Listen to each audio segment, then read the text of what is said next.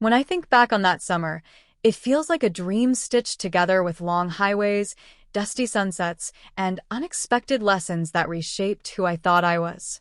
My name is Daniel, and I was 24 when I met Martha, a 65-year-old woman who would completely alter my understanding of family, friendship, and the strength of the human heart. It began when my mother asked me for a favor. She said her old friend Martha needed someone to drive her across several states to visit her estranged daughter. Martha wasn't too keen on flying, and the bus was out of the question. I hesitated. At 24, my life revolved around my college friends, weekend trips, and an internship that I thought was more important than it really was. Spending days in a car with a woman old enough to be my grandmother didn't sound exciting. Still, I agreed out of respect for my mom.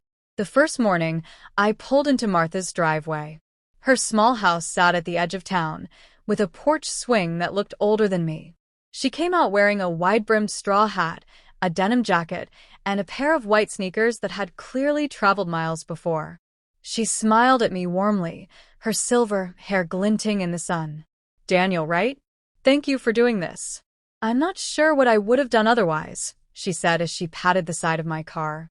"No problem, Martha," I replied, though inside, I still wasn't convinced this was the best use of my time. We set out that morning with little more than a cooler full of water bottles and a map.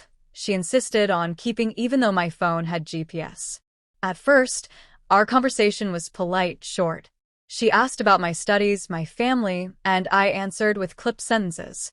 But as the miles stretched ahead, silence began to weigh heavier than small talk, and that's when she began to tell stories. She spoke of growing up in the 70s, of protests she joined when she was my age, of the long-haired boy she once thought she'd marry but didn't. She told me how she had been a teacher for 40 years, how she poured herself into classrooms of kids, and how she lost her husband 10 years ago to illness. There was strength in her voice, but also something fragile, like glass holding back water. Somewhere along the highway, I realized I wasn't just driving a passenger. I was traveling with a history book filled with living, breathing pages. We stopped at diners that seemed stuck in time, with neon signs buzzing faintly in the night. At one place, Martha ordered a slice of cherry pie and laughed so hard when I tried it for the first time that strangers turned their heads to smile at us. She had this contagious laugh that melted away the gap in our ages. One night, after nearly 10 hours of driving, we stayed at a roadside motel. I was exhausted, slumped against the bed in my room, when there was a knock at my door. It was Martha, holding a deck of cards. "You look like you could use a distraction. Do you play?" she asked. I hadn't played cards in years, but we sat on the floor of my room and played until midnight. She told me how she and her late husband used to play whenever the power went out. For the first time, I saw her not just as an older woman, but as someone carrying memories of love, loss, and resilience. The next day, as we drove through the mountains, our conversation turned deeper. She admitted she hadn't spoken to her daughter in nearly 8 years. They had fallen out after a disagreement that grew too big to mend with phone calls. Her eyes glistened when she told me she wasn't sure if her daughter would even open the door. "Why are you doing it then?" I asked. "Because time doesn't stop for regrets, Daniel. And I've already wasted too much of it," she said softly. Her words hit me harder than I expected. At 24, I thought I had all the time in the world. Listening to her, I realized how fragile time really was. We stopped at a lake one afternoon. Martha insisted we pull over when she saw the water sparkling in the sunlight. We walked along the edge, shoes sinking slightly in the damp earth. She told me about summers spent at lakes just like this with her daughter when she was young. For the first time, I heard her voice tremble as she whispered, "I just hope she remembers the good things." By then, the road trip wasn't just about getting her to her destination.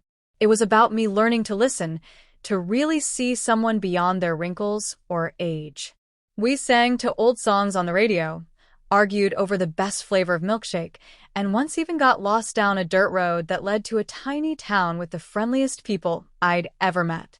Martha had this way of turning setbacks into stories, of finding light even in the detours.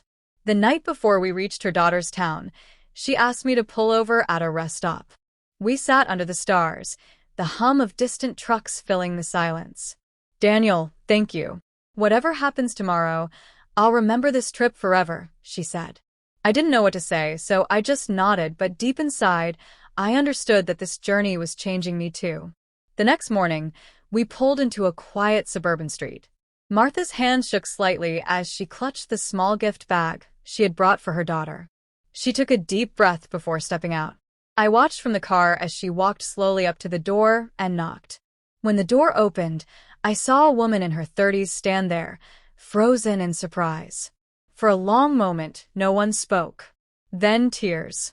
Martha's daughter hugged her tightly, and I knew then that the miles, the stories, the laughter, and even the silence had been worth it.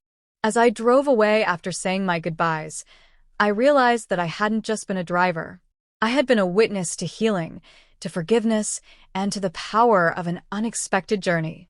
That summer road trip taught me more than any classroom or internship ever could. It taught me that life isn't measured by the number of years we live, but by the connections we make, the forgiveness we give, and the courage we find to keep moving forward no matter how heavy the past feels. And whenever I drive down a long stretch of highway now, with the sun setting at the horizon, I think of Martha. I think of her laughter, her stories, and the courage it took for her to knock on that door. And I hope that someday, when I'm older, I'll have the same strength to face my own unfinished chapters.